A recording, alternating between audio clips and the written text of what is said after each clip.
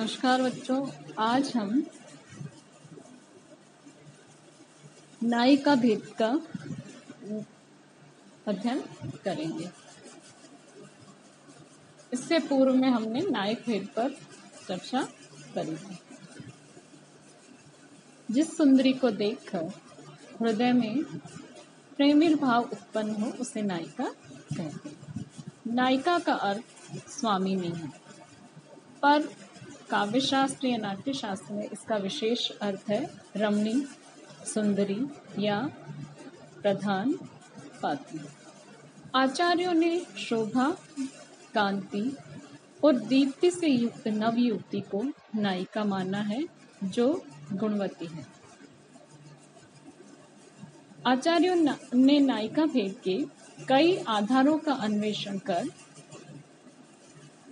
उसका वैज्ञानिक वर्गीकरण प्रस्तुत किया है, जो इस प्रकार है। पहला आधार है सामाजिक व्यवहार, दूसरा वर्गीकरण किया हुआ व्यय के अनुसार, तीसरा मान के अनुसार, चौथा है मनोदशा के अनुसार, पांचवा प्रकृति या गुणों के अनुसार और छठा है अवस्था के अनुसार, सातवां है पति के प्रेमानुसार। इसमें सबसे पहला जो है वो सामाजिक व्यवहार। सामाजिक व्यवहार के अनुसार नायिका के 3 भेद किए गए हैं: स्वकीया, परकीया और सामान्य। दूसरा है व्यय के अनुसार। व्यय के अनुसार नायिका के 3 भेद हैं: मुग्धा, मध्या और तीसरा है प्रगल्भा या प्रौढ़ा। तीसरा मान के अनुसार भी नायिका के 3 भेद किए गए हैं: धीरा, अधीरा और धीरा धीरा। चौथा मनोदशा के अनुसार अन्य सुरति, दुखिता और गर्विता। पांचवा है प्रकृति या गुणों के अनुसार उत्तमा, मध्यमा व अधमा।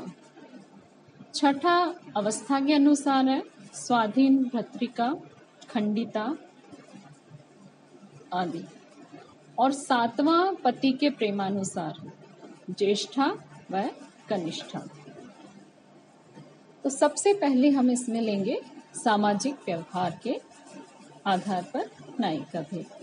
सभी आचार्यों ने सामाजिक व्यवहार की दृष्टि से नायिकाओं के 3 भेद किए: स्वकीया, परकीया और सामान्य।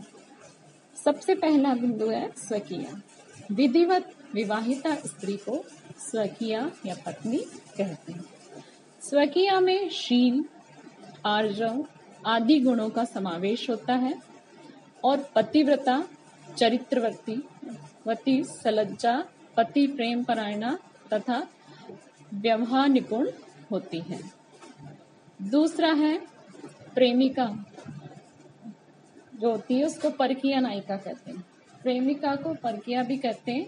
ये अन्य की पत्नी होकर किसी अन्य पुरुष से प्रेम संबंध रखती है और परकीया छिपकर पर पुरुष से प्रेम संबंध रखती है। यह अन्य व्यक्ति की पत्नी भी हो सकती है। और तीसरा इसमें है सामान्य। वैश्य या गणिका को साधारण या सामान्य स्त्री कहते हैं। यह केवल धन के लिए, धन का अर्जन करने के लिए प्रेम करती है। इसके अन्य नाम साधारणी, रूप जीवा, पंथ कामिनी आदि भी हैं। जिस नायिका के शरीर में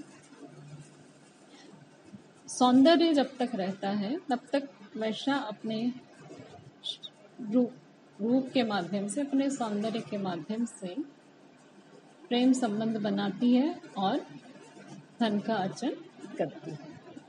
अब हम व्यय के अनुसार नायिका भेद लेंगे। जो 3 भेद मैंने बताए पूर्व में: मुग्धा, मध्या और प्रगल्भा। सबसे पहले लेंगे हम मुग्धा। जिस नायिका के शरीर में यौवन का संचार हो रहा हो या नई तरुणाई झलक रही हो, उसे मुग्धा नायिका कहते हैं। मुग्धा नायिका में यह अवस्था बाल्यावस्था से यौवनावस्था में पदार्पण करने की। मुग्धा नायिका के दो भेद किए गए हैं, ज्ञात यौवना और अज्ञात यौवना। जिसे यौवनागमन का ज्ञान हो उसे तो ज्ञात यौवना नायिका कहते हैं, और उसके यौवन का आगमन होने पर भी जिसे उसका ज्ञान न हो वो अज्ञात यौवना कहते हैं। दूसरा भेद है इसका मुग्धा।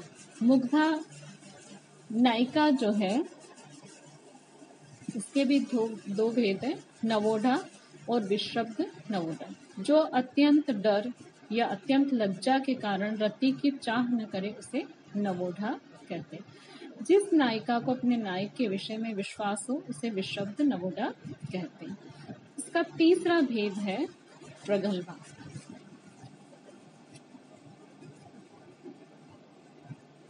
और इसमें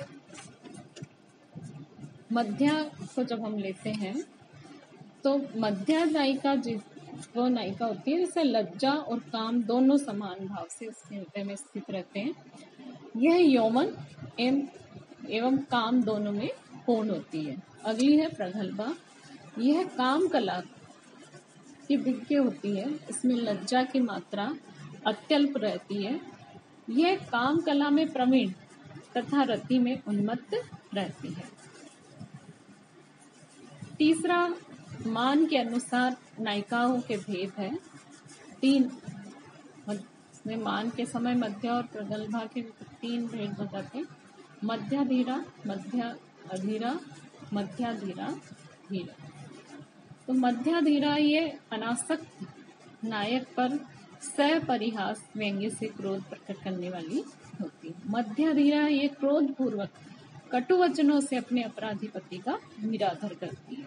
और मध्याधीरा ये रुदन कर नायक के समक्ष क्रोध प्रकट करती है।